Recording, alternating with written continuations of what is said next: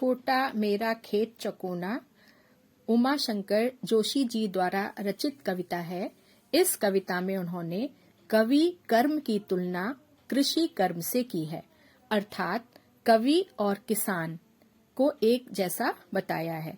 किसान खेतों में बीज बोता है और फसल उगाता है, वैसे ही कवि पन्नों पर शब्दों के बीज बोता है और रचना की उत्पत्ति करता है। इसमें रूपक अलंकार है, जिसमें कवि कर्म को कृषक कर्म की भांति बताया गया है। किसान अपने खेत में बीज बोता है, बीज अंकुरित होते हैं, पौधा बनता है और फिर पुष्पित और पल्लवित होकर जब परिपक्वता को प्राप्त होता है तब उसकी कटाई होती है और ये अन्न जनता का पेट भरता है। कवि कागज को अपना खेत मानता है। किसी क्षण आई आंधी में, भावनात्मक आंधी में, यानी कि भावनाओं का जब ज्वार आता है तो वो कागज पर शब्दों के बीज बोता है। कल्पना का आश्रय पाकर ये भाव जो होता है वो विकसित होता है और यही बीज का अंकुरण है। शब्दों के अंकुर से निकलते ही रचना अपना स्वरूप ग्रहण करने लगती है और ये रचना, इस रचना से अलौकिक रस प्राप्त होता है जो अनंत काल तक यानी कि इसका कोई अंत नहीं होता। और कवि जो खेती करता है वो खेती ऐसी होती है जो कभी समाप्त नहीं होती, उसका रस, उसका आनंद कभी समाप्त नहीं होता। ये इस कविता का सार है। व्याख्या इस प्रकार है। छोटा मेरा खेत चकोना, अर्थात कवि का कहना है मैं भी एक किसान हूँ और जैसे किसान के लिए खेत होता है तो मेरा खेत एक छोटा चकोना जो कागज का है, कागज का पन्ना है, वो मेरा खेत है। किसान खेत में बीज बोता है, जमीन पर बीज बोता है और मैं अंधड़ कहीं से आया क्षण का बीज वहां बोया गया। अंधड़ मतलब भावनाओं का ज्वार, भावनाएं कहीं से उमड़ती हैं और एक पल ऐसा होता है जब वो भावनाओं का बीज वहां पर बो दिया जाता है, भाव रूपी बीज बो दिया जाता है।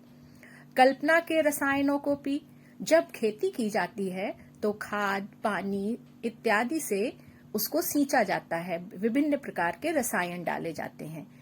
कविता रूपी जो कविता लिखी जा रही है उसके कौन से रसायन है? कल्पना उसका रसायन है। खेत में खाद पाकर, पानी पाकर जो बीज होता है वो गल जाता है, उसी प्रकार से कल्पना के रसायन को पीकर जो बीज होता है वो गल जाता है। बीज गलना अर्थात कवि के मन का अहंकार और अहम समाप्त हो जाता है और जब समाप्त हो जाता है अहंकार, तब रचना जो होती है वो प्रस्फुटित होती है, पल्लवित होती है और आगे बढ़ती है। अंकुर फूटे शब्द के पल्लव पुष्पों से नमित हुआ विशेष, और फिर धीरे धीरे वो कल्पना से जो कविता उपजती है वो आगे बढ़ती है और कोमल पत्ते और फूल जैसे खेतों में लगते हैं, उसी प्रकार से वो कविता अपना स्वरूप लेने लगती है।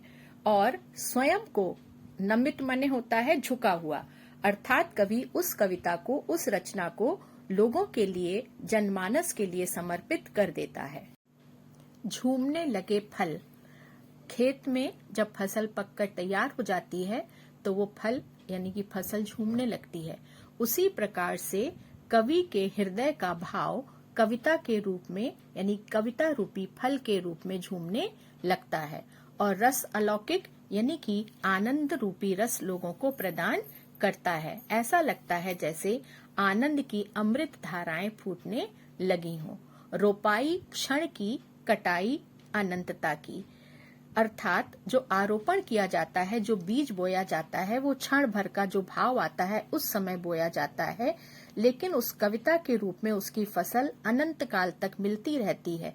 अर्थात कविता की फसल ऐसी अनंत है कि उसे जितना लुटाओ, लुटते रहने से जरा भी कम नहीं होती।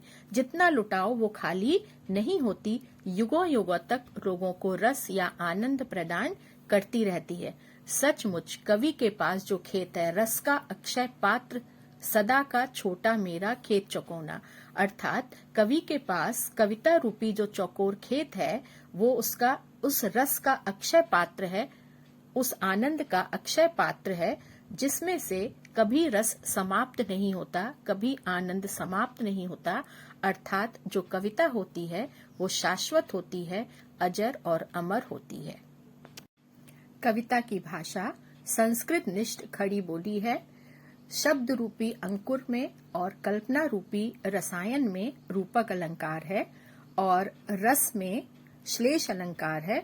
रस माने फलों का रस और रस माने आनंद होता है। छंद मुक्त कविता है, यानी कि मुक्त छंद की कविता है और आधुनिक काल की ये कविता है। छोटे छोटे कई प्रश्न इसमें बनते हैं। अक्षय पात्र का तात्पर्य क्या है? अक्षय पात्र अर्थात कभी नष्ट न होने वाला पात्र। कविता को अक्षय पात्र क्यों कहा गया है? कविता को अक्षय पात्र इसलिए कहा गया है क्योंकि उसका आनंद, उसका रस युगों युगों तक रहता है, कभी समाप्त नहीं होता। कटाई अनंतता की और रोपाई क्षण भर की, इसका तात्पर्य क्या है? अर्थात क्षण भर के लिए कोई भाव आता है और उसका आनंद, उसकी कटाई अनंत समय तक चलती रहती है। कविता में अनेक दृश्य बिंब भी उकेरे गए हैं। कई स्थानों पर दृश्य बिंब दिखाई देते हैं, जैसे छोटा मेरा खेत चौकोना, कागज का एक पन्ना, कोई अंधड़ कहीं से आया, शब्द के अंकुर फूटे, पल्लव पुष्पों से नमित, झूमने लगे फल, अमृत धाराएं फूटती। इन सभी पंक्तियों में दृश्य बिंब की सुंदरता दिखाई देती है।